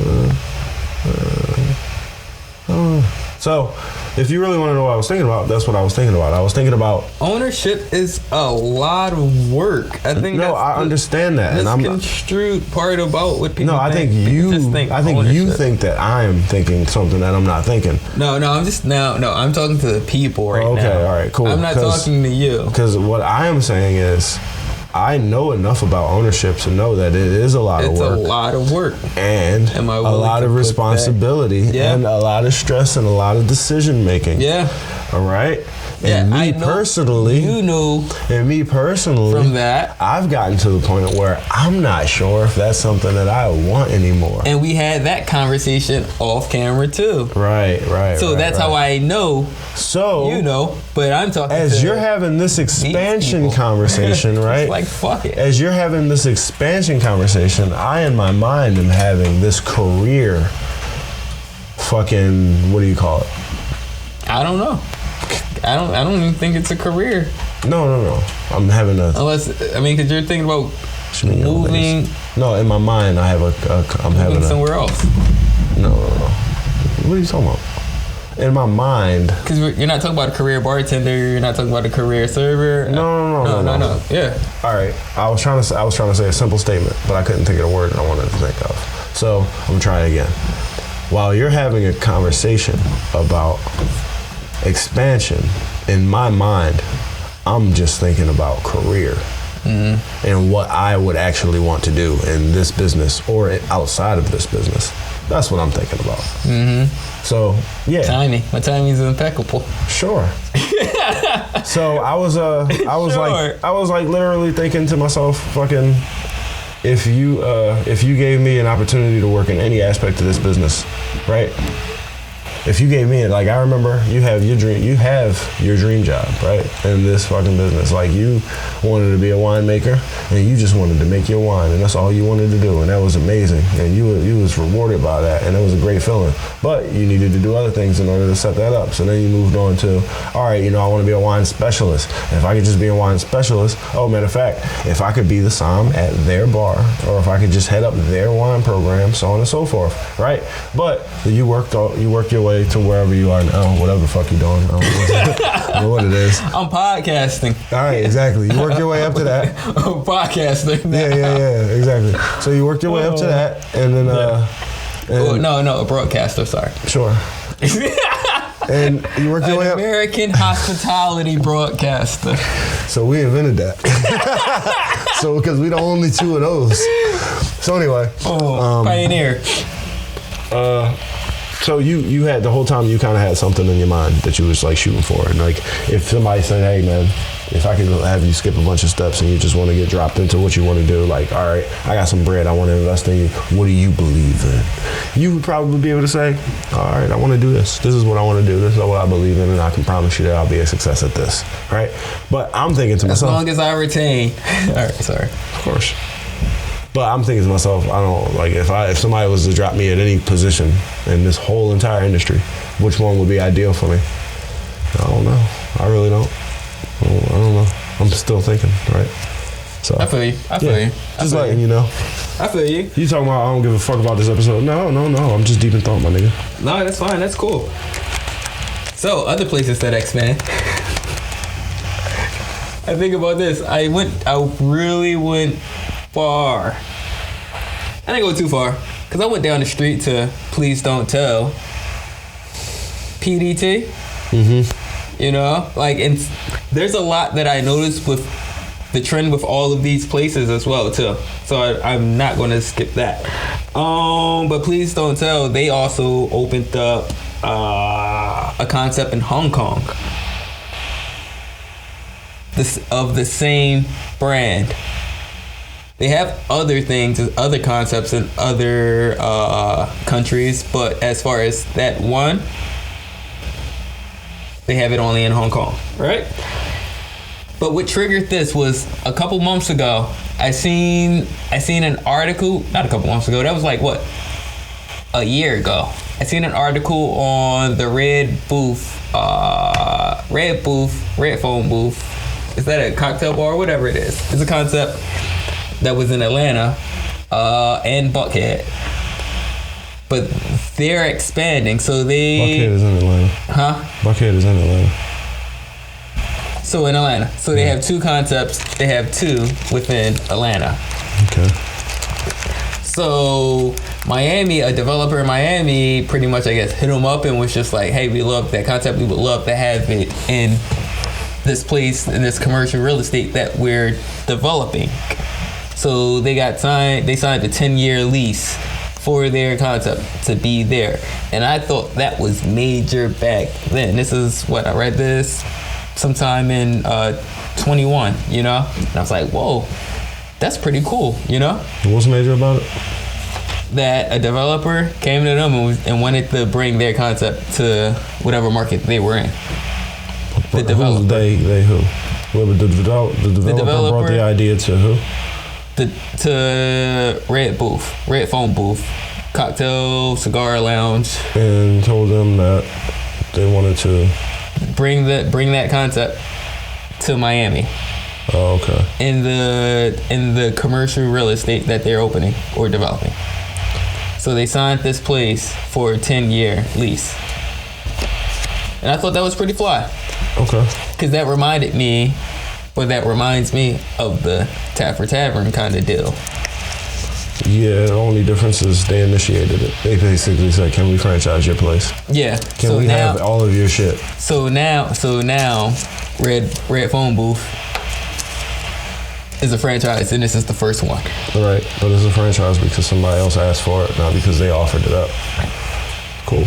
See, and now this becomes the differences in expansion. This is what the bulk of this whole conversation is about. Because I thought that was amazing just to see the different ways of how this is happening. Okay. Because one, you have the, I guess you say the mom and pops like Deaf and Co. or Please Don't Tell and Please Only and all of that, right?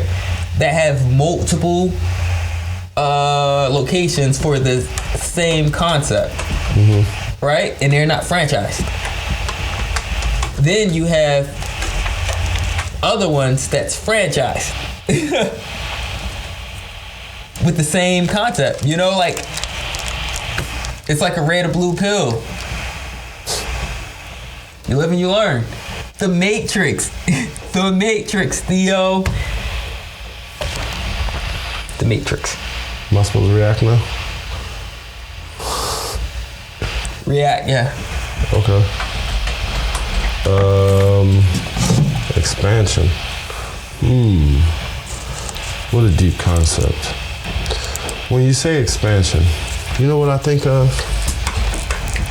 The opposite of contraction. I was thinking you were gonna go with like PS5. Like some kind of gaming console expansion pack? Nah. I've been a designer for a long time, so if I was to think about expansion packs, I would be thinking about plugins, things like that, making beats and shit, you know. But, no, I think of the opposite of contraction. I think of something growing and getting bigger. Pause. And to me, when I think of a restaurant, every restaurant that I've been to that I loved, that I absolutely fucking adored, I never really wanted a bunch of other people there, you know. I always just wanted it to be me and like the people I know.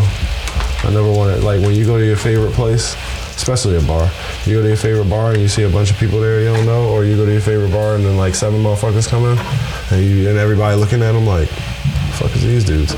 Like, I don't know. That's I guess as a consumer, I don't think that expansion, I don't really like the idea of expansion. But I guess on the other hand of it, I can think of like somebody else who maybe is in where Austin, who was like, oh, I want to go to a dead rabbit, you know? I've never seen a dead rabbit in my life. I always wanted to see a dead rabbit. I hear about it. Yeah. I see it. You guys want to see a dead rabbit? You gotta go to New York for it. Yeah, so now I'm like happy because I get to get the dead rabbit. But it's like, no, you don't, motherfucker. You go to this one. And now, if anything, you need to go to the one in New York, really, even more. Because now you know you had a glimpse of it. Yeah. You saw it through a glass darkly. Yeah. So yeah, I don't know. I don't like personally, I like small, intimate. I like fucking exclusive. I don't like, nobody goes to Uno. Like nobody's at the bar at Uno just slugging back drinks. Like when the last time me and you went to Applebee's and just kicked it? Like, I mean, and it's right next to the strip club too. You and I never been to Applebee's together. I've been to Applebee's. That's what I'm saying. A lot of times. No, don't say never. I think we went one time. We never went to Applebee's. I think we went one time. I think we went to Applebee's one time, and I think we went to Ruby Tuesday maybe once or twice as well. No, we never been to Applebee's together. I'm talking about the one right there next to the Gold Club. Yeah, we ain't. Right, we ain't go there. We skipped it. And we just went straight to Gold Club. Well, maybe I know I've been to that Applebee's and I felt like it was with you, but had whatever. A whole different appetite. I'm sorry. All right. Well, anyway, but nobody goes to these places. Like nobody wants to be fucking kicking it at these fucking corporate, fucking so on and so forth. So like, the closest thing to a corporate bar that people will kick it at and people like kicking it at is hotel bars. And even hotel bars is like kind of like nobody does that anymore. Like that ain't even cool anymore. Yeah, that had a trend. That had a time. That had a time. Yeah, I mean it's not as popularized as it once was. That was what, like, all right, that was a couple years ago. Yeah, that was about 5-6 years ago. Yeah, when hotel bars was like the thing. Yeah. I mean, all right, I did misspeak when I was thinking of expansion. Who expanded? What's his name? Steven Starr did take Elvaz to New York. I'm not sure if there is one down in Miami. There might be one in Miami too, but he did expand Elvaz. So who's there first, Pistolas or Elvez? Who was there first, Pistolas or Elvez? Elvez is Steven Starr. No, I said who was here first. Oh, who was here first? Pistolas or Elvez? I would say Pistolas, yo. Yeah. I would say that. That's funny. Elvez is fucking ass. You like that place? I mean, it's not for me. I think it's just like a crazy We've concept. been there. We went there last time and we got such shitty service because he didn't even offer us the water. He had attitude when he had to bring it over. Yeah. We've been there. Yeah. But like, here was the thing though. It's a shitty concept. I don't get it. It's the servers or bartenders. It's for servers, you said? No, I said it's the servers or the bartenders. Well, no, I just like, all right, so because they actually have like eye candy for their servers and bartenders and shit. It's just like the chicks are just you're right. You know, like that's sad. You hear that? That's honesty for you. You know, like that's what we gotta get straight into it. Like if I go there, like the reason I did go there was for the one bartender / server. That was it. Yeah. And she hooked me up. And then I was like, oh man, you used well. You ain't hooked me up. You used well. Cause you know those. Yeah, but you can give it away when it's well. I mean. That's the rule, like. You can, but you can't. Because it is corporate. And that's a zero tolerance thing. That's why I'm out of this business. But yeah. Zero tolerance. My dick. Shit. You know how many spills occur? Let's just say it like that. You know how many spills occur? Yeah, definitely when you're in a busy restaurant or a busy bar, all the time. All the time, people are spilling things, you know? No, I'm talking about spill in the technical sense. I know what you're talking. Yeah, I'm talking about spills. No. I'm talking about spills like, oh shit, made the wrong drink. Or spills like, oh shit, I was supposed to pour the wrong beer. I poured the wrong beer. I know what you're talking about. I know what you're talking about when I'm talking. Yeah. Yeah, you know how many times spills occur? I'm talking about when I'm looking at these motherfuckers tabs. is dancing and shit, drop a whole bottle. tab name spill, you know, or tab name, spill whatever. Tab. And then it's just like, you know what? All right, I got Void you. that out. Yeah, void all that. Yeah. I know what you're trying to say. It's cool. I got you. Cop that. All right, cool. Yep. Put that receipt Who was out. sitting there? Put that in the bag. Oh, I know. Oh, yeah. I know. All right. We'll have a conversation. Yep. Yeah, okay. Oh, you spill him some Stellas? Oh, yeah, that's all that nigga drink, huh? Word. Okay. Yeah. Got you. We call that boy Stella Steve. Every time he come through, it'd be some Stella spilt. Yeah. No, but that's the thing, though. Like, a comp tab is like necessary for a bartender. Like, if you don't expect them to steal a bunch of shit from you, you have to give them a comp tab and you have to set the limit. And then you just have to expect that they're gonna respect that limit. And if they don't, then you can draw it back. But ultimately, in my opinion, if I ran a bar, which I told you I don't want to, if I ran a bar, fucking all my bartenders will have their own comp tab, a specific ass comp tab for them, not for the shift, for them. Because I want to keep track of them. That goes into tracking specifically. Yeah, but that goes into so many. All right, so that's a whole nother. That's for the Patreon. All right, let's stop this shit. That goes into the Patreon. All right, yo. Thank you. All right, so hopefully you had a good time. I guess this is over. Yeah, there's so much I want to talk to you about expansion because that actually gets me excited as well. But he wants to expound on expansion. You see me. He wants to expand on expansion. You know, you see me. Either way, you guys see me. Let's do this. Hopefully you guys had a good time. But there are some people that we want to highlight before we get on out of here. Lead the way. I want to shout out my man Cormac. He's had an accident with his knee, and so he's going to not be able to work for a little bit, but I think he'll probably be back now. He should be back in about a week or so. This is one of those people I was talking about before who I was referring to. He's a career bartender. My man bartends at 3 different bars, keeps his options open. They're all Irish. He's Irish. They all know him. They've all known him for fucking 10, 20 years. He knows them. He lives pretty much across the street from his job. He has been offered the opportunity for keys, don't want it. Offer the opportunity to learn systems, don't want it. Offer the opportunity to cash people out at the end of the night, be responsible for money, don't want it. This man is a man who knows what he wants. And he's awesome. He's one of the best bartenders you'll ever meet. He has a beautiful son.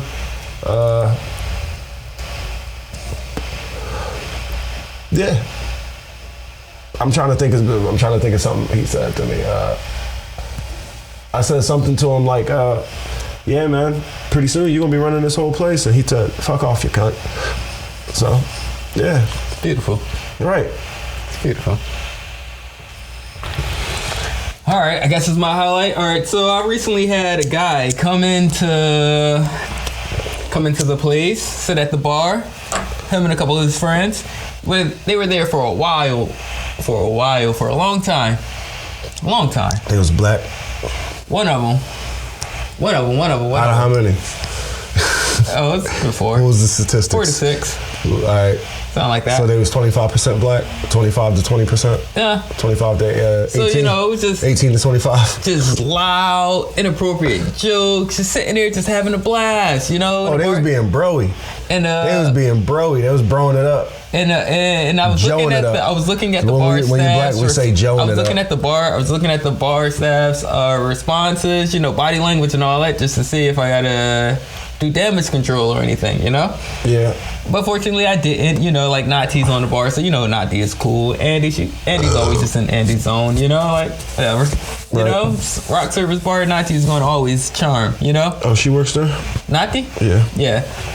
So, so I'm just like, all right, cool. I'll let everything rock. Because they would tell me if they needed me. Bet. Cool. He louder and louder, whatever. He leaves, goes to the bathroom, and at this point, I'm ready to kick everybody out because we're closed. Right. We're closed, or you can just go to the other concept that we have that's attached, that stays open a little bit later, So I'm on that mode. Come out. I look, I'm just like, oh, well, he introduces himself. He's like, hey, who are you? He didn't introduce himself. He said, who are you? I was just like, oh. Yeah, hey. there's a difference. I was like, hey, I'm Bryant. He's like, oh, snap. You playing? I was like, no, I'm not playing. That's my name. It was like, that's my name. I was like, okay. Bryant with a T? Like Kobe? He's like, oh, no. No, I'm Bryant. Like total difference. It's like, yo, bro, I'm not like you at all. We don't got shit in common. It was just like, yo, he was like, anyway, why you crushed that boy dreams? He was like, was he drunk? Is you making him sound? I don't know. You're making him sound drunk. I don't know. It could have been. I don't know. But that's how it goes. It's just like, yo, so I'm one of the owners of Gardendale. You probably know him. Is he Indian? No, he's black. I don't know him. All right, cool. Probably don't know him. Yeah. And I was just like, I looked at him, I was like, yo, I recognize you. I know who you are. You came into Maison 208 when I was there. Oh, you recognize him now since he told you he owns some shit? You recognize him? Exactly. Yeah. Birds. Give it up for the birds. Like, oh, now that you mention it, yeah, I do recognize you. I know who you are. Cool. So he sat there. Fucking pigeons, man. He sat there. Fucking pigeons. He was just like, yo, you should come down to Gardendale. Have you been? I was like, yo, I've always been meaning to come. I never find the time to Oh, go. you a bitch, bro. I was like, I've never found it. It's like I never find the time to go. It's just like my schedule is so hectic. It's so hectic and cumbersome, tumultuous. It's like, yo. It was just like, yo, you gotta come. We reopened it. I was like, oh, I didn't even know you guys closed down. Oh my goodness, you guys reopened it. It's like, yeah. It's like, oh, just sit down right now. I'll jump right on you. I was just like, oh man, I wish I could, but I got a kid, newborn. You pulled out the kid. Yeah, boy, kid. It was just like, congratulations on the kid, on the newborn. I know that's probably a hard time, but look. Is his name Bryant too? We got, if you'd asked that, oh man, just imagine the conversation would have went. It was just like, yo, but we're doing industry nights. So every you night will was be fucking able industry to night. make it. Matter of fact, yo, let's change Instagrams right now. I was like, you on my Instagram? He's like, yeah, take your Instagram in. I was like, You was standing there with a money bag and shit and a register in your hand. Like, all right, I got you. Y-O-B-R-Y. You gonna follow me back, right? You said you gonna follow me back. G-Y. You said you gonna follow me back. So this is who you highlighting. So highlight for Bryant. Instant follow back. I was like, what? And he liked a couple of your joints too. Already? Oh just my off goodness. the rip, he liked a couple of your joints. You know? Pause. So highlight that guy, Brian Taylor. You know, hello, guy, yo, man. If you don't know. If you don't know, man. You should. I'm pretty sure you do know. If you don't know, Gardendale is opening back up. I don't know when. You're nice. But Bryant is there, you know. Black guy, he's so charming, so amazing. Yo, Black guy. Life of a party, I tell you. Make sure you make your way down there. This is not an ad, yo, man. This guy. I didn't get paid shit for this, bro. That's funny. Am I on the camera? Can I talk? Yeah, you're on the camera. We're back. Come on, I got nights with it, man. Come on, I got nights with it. I've been practicing. These joints off time, so I don't know what I'm looking at. So you looking at at one point I've been But you're looking ass. I see you looking. All right, it's on you. I thought you were saying something. So, yeah, man, shout out to Brian. I don't know, bro, but sounds like a nice guy. Sounds like a hell of a guy. You know, sounds like a hell of a guy. Yeah. You know, life of the party. Yeah, man, Gardendale. Shout out to niggas owning shit. Because it's not going to be me, apparently. All right, cheers. Hopefully you guys enjoyed this episode. Have fun. Make sure you always have your best libation with you, the one that you enjoy the most. Yes, and most importantly, kids, wear protection. And as always, don't do drugs. We love you.